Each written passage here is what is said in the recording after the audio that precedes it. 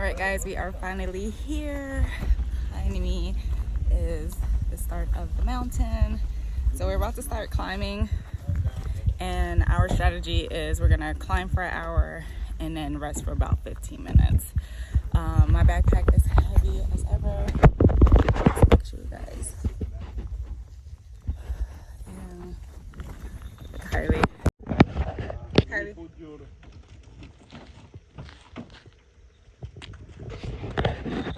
Face. And then look at Lou. All right, so we're gonna hike, and then I'll check in with you guys a little later.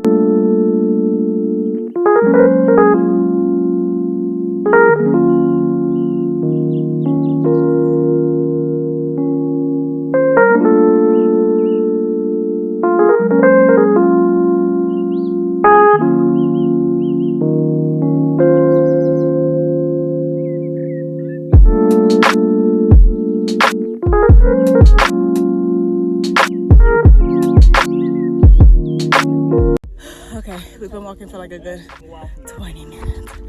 But as you guys can see, I'm sweating profusely. And it's very steep. So, we're taking our first break.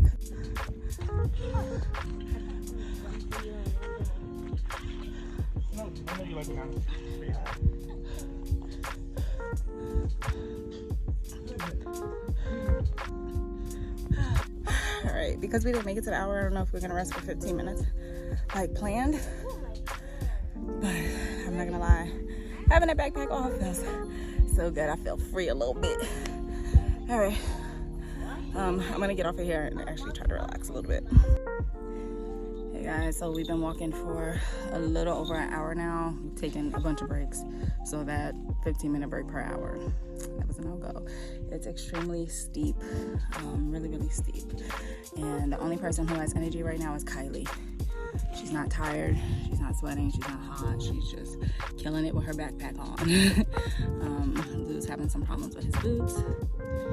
His boots are comfortable, but they're rubbing up against the back of his heels, so he just put on a Band-Aid. That first aid kit comes in handy. And then, do you guys hear that? It smells like shooting. So I don't know if there's a range around here or something, or what. I don't know. And it also hurts his. Oh, don't touch the bottom of your shoe. So right now I'm feeling like, well, extremely tired. I don't feel like a brand new woman. I feel like really old, and I just want to get there already. But it's tiring, really tiring. Okay. So this is kind of the steepness that I'm talking about, and it gets worse because sometimes you have to step over rocks. Not as bad as Mount Iwate with the rocks, but very steep. You're stepping over root and rocks. So, all right, I'm gonna sign off because we're about to start back walking. I'll catch up with you guys later. Okay, so to my understanding, this is where we are now. The cabin is here. We're trying to get here, and then this, I guess, is the peak. So we still have a little ways to go.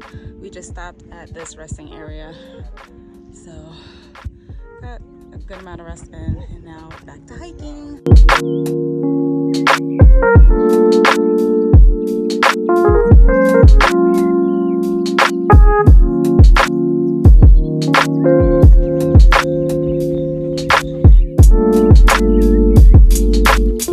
We already been an hour and 20 minutes going up. I don't know, you guys can see all the way. So we still got like 3 more hours. Keep going up, and we're gonna spend the night in the top. From there we're coming back tomorrow, so we're gonna trying to see the sunrise like about 4 in the morning.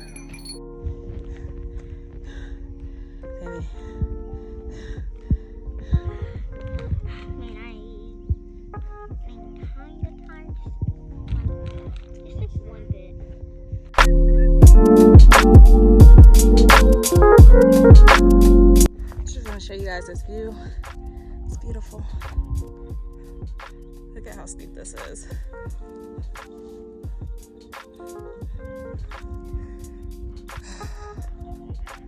don't know if I'm gonna make it, guys. I don't. I'm trying.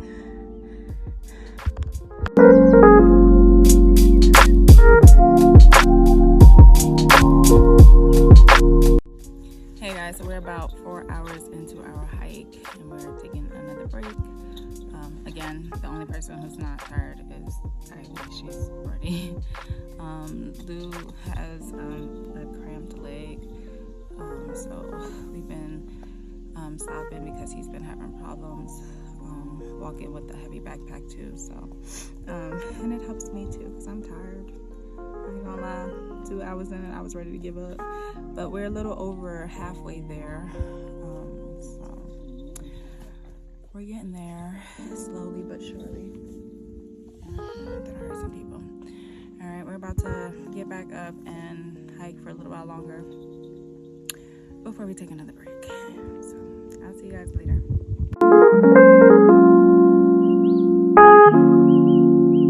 We're taking a stop break.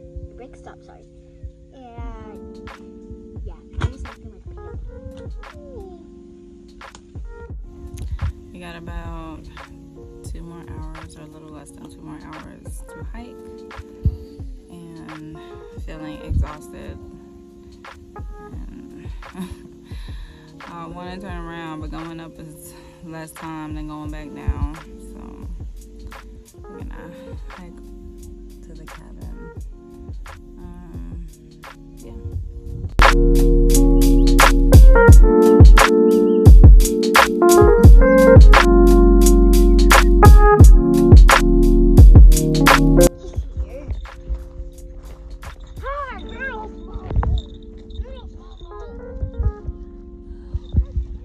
Let's take a picture.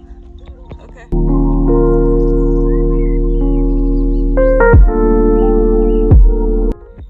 Alright guys, so we finally made it to station 7. It's been about like 5 hours, maybe 5.5. I'll give you guys an exact when we get to the top. We're about 10 minutes from the cabin, so look at this view. Beautiful. Alright, let me finish hiking. Sun's going down, by the way, too.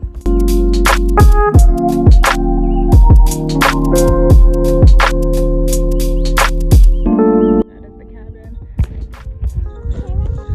That is the cabin, so I'm almost there.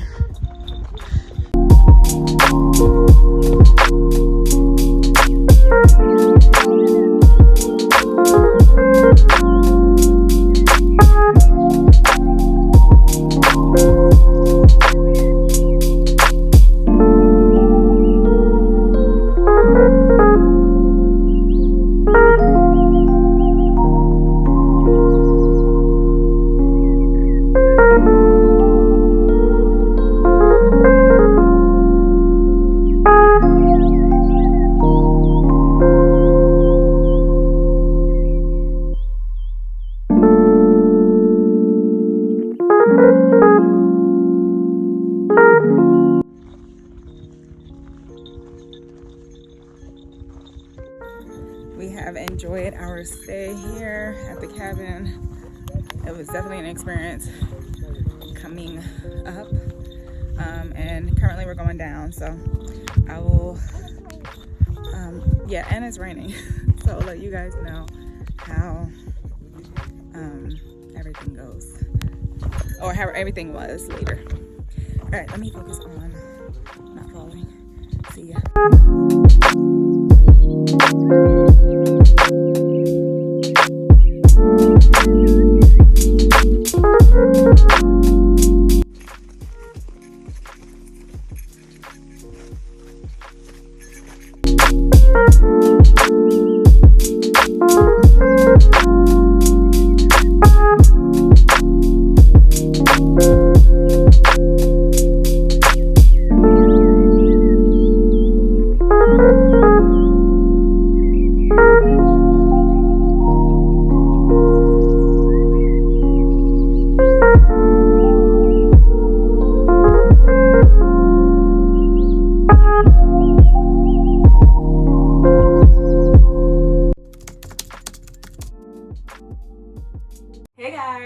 I hope you enjoyed that first part of the video. In this part of the video, I'm going to be telling you everything you need to know about climbing this mountain and everything you're going to see or what to expect at the top of the mountain. I'm also going to be going over what we did wrong, which kind of led to our downfall, if you will, for this hike. All right, so Mount Iwate is listed as Japan's 100 most beautiful mountains. It's also the tallest mountain in Iwate, standing at 6,686 feet in elevation. There are 3 climbing courses for this mountain. The first one being Omasaka, which takes about 4 hours and 15 minutes. The second course is Nagasawa, which takes about 4 hours and 25 minutes, and this is the course that we did. And the last course is called Yakihashiri, which takes about 4 hours and 20 minutes. So those are some important facts about Mount Iwate. So let's get into the fun stuff, shall we? Let's talk about the cabin once you get to the top. The cabin is really close to the peak of the mountain. I think it's about a mile or so, give or take, from the cabin to the peak. When you get to the cabin, that's when you are going to pay for your stay there. For adults, it is 1,700 yen. And for kids, it is 600 yen. So make sure you have cash on you just in case they don't take cards. And I'm not sure if they take cards because Lou paid. And I think he mentioned something about he's thankful he had cash on him. So make sure you bring cash just in case, and I'm going to ask him and leave that down in the description box. So definitely check out the description box for that. Some things to note about the cabin is that it does have restrooms, and they are Western toilets, so they are toilets that we are all accustomed to and not like the traditional Japanese toilet that for ladies, the ones that we would have to squat over. So I definitely appreciated that. There are no showers at the cabin, so just make sure you bring body wipes. Make sure you bring like extra change of undergarments. That is definitely important. Inside the cabin, you can find ramen, which they sell. They also sell blankets, which you will definitely need because it gets cold. They also have coffee, tea, hot water, things of that sort that you may need or may want. I'm not sure if they sell the coffee and tea. I'm probably pretty sure that they do, but I'm not sure for how much. So like I said, make sure you bring some cash on you or some change, so that way if those are some things you want to enjoy, you'll be able to do so. Last thing I want to mention about the cabin is that the lights go off at 8 o'clock and they turn on about 4:30-ish a.m. Most people leave super duper early to catch the sunrise, and they hike up the rest of the mountain and watch it at the peak, or they'll do like me. I just woke up and went outside the cabin and watched the sunrise there. And then most people, right after they're done watching the sunrise, they'll hike back down. So lights do turn on pretty early for that reason, and because of that reason, I'm not sure what time is checkout time. We left around 6 o'clock in the morning. Yeah, I think we left around 6 o'clock in the morning. We was just trying to get out of there, which most people are. I think a good rule of thumb is it's going to take you half the time to get up that it will to get down. So if you were like us and it took you 8 hours to get up, then it's going to take you 4 hours to get down, and that was actually very true for us. But if it only took you 4 hours to get down, it might only take you 2 hours to get down. People do run down mountains. I've seen it, and I don't understand it, but it does happen. And then of course, if you have kids, you might be going slower, or if you have an older person with you, that's also going to determine how fast you're going to be going down the mountain as well. That's all I have for this section. Let's jump into the next. So the first thing that went wrong, which really is probably never going to change, is the fact that we didn't prepare for this hike, meaning we didn't do any small hikes, any little long walks, or any of that sort. And I think it's because we're not hiking people. We don't hike for fun. If I haven't said this before, or if this is your first time watching this video, we are hiking 3 mountains, and this is with Lou's command. So it's a command challenge hike, and so we want to do the challenge basically. Well, Lou wants to do the challenge, and I'm trying to support him through it by hiking with him. We don't hike. We never really hiked ever for fun. We did it one time, and this is when we first started dating, and this was like a day date, and we didn't really walk too much. So I think because of that reason, we'll never really prepare for hikes. We'll just be like, all right, let's go. Now, that is a downfall because it definitely makes it a lot easier if you prepare for things. Obviously, you know what to expect, you know what your body is going to do, you know how to react towards certain things. And when I say we didn't prepare as far as like hiking and drinking a lot of water. We did drink water, but we kind of started the day before drinking water, whereas we probably should have started a little bit earlier, just intaking more water. That could have also led to what happened with Lou, which I'm about to get to in a second. Another thing too is like, we're doing these big mountains. I you know, you guys heard how tall this mountain is. 6,686 feet in the air. Like, no one just walks off the street and hikes that kind of a mountain, you know, but that's what we're doing. Don't do it like us. I would definitely suggest that you practice on little hikes, or just walking, or you can even go to the gym and do like the step climber thing. Just find a way to prepare yourself, because that is hard. It's definitely hard. Our second downfall, which caused the downward spiral for us, was that we overpacked. So if you saw our last video, then you know we packed a bunch of stuff, but what you guys didn't see is the next morning we put even more bottles into our bags and even more food into the bags. So we really packed. We also packed a blanket because we didn't know that we didn't need one. So yeah. Don't do that. Don't overpack. And this was the main reason for that first section where I told you everything you needed to know in terms of the cabin, so that you don't make that same mistake. As you guys saw during the hike, Lou got a leg cramp, but what you guys don't know is about 2 hours in, he got the first leg cramp. About 30 minutes later, he got the second leg cramp, and that really caused a lot of the stopping that we had to do. And when I say stopping, I don't mean like we walked for 30 minutes. I mean we walked for, let's say, 3 minutes, right? We would stop because Lou needed to stop, which of course I didn't mind because I was tired too. And then we would be like, okay, let's really walk for 10 minutes. Let's try to do 10 minutes. Let's try to do 10 minutes, because we'll never get there. And then we get up and we walk. And then 3 minutes later, it's like, all right, we need a break. But that's how frequent it was. We was also worried about being outside when the sun went down and hiking up the mountain. You know, of course we had the headlamps and stuff like that, but it was a real concern for Lou, especially because it's dangerous hiking up a mountain. You really have to watch where you step. You know, you could step in the wrong place and then start tumbling down, you know, and fall to your death, really. So you really have to pay attention to that. We didn't want to put ourselves in a situation that we didn't need to be in. We're not experienced hikers, as you guys know, so we didn't want to have to deal with that. So at certain points in the hike, after Lou's leg cramp, of course, he was saying stuff like, you know, just leave me, just go ahead, you and Kylie just go, just leave me, I'll make it. And we're like, bro, we not leaving you. Like, if you don't come on. There was that part of it, and then there was the other part where he was like, so like bearing his soul and so remorseful. He was saying things like, you know, this is my fault, I'm so sorry I got you into this mess. Like, I wanted to do this mountain, you didn't want to do this mountain, and now you're here, and you know, this is like, why are we even here, why are we doing this, we're not hiking people. And like, it wasn't funny in that moment. Like, in that moment I was just listening and I was like, you're right, we not hiking people, like, we don't do this.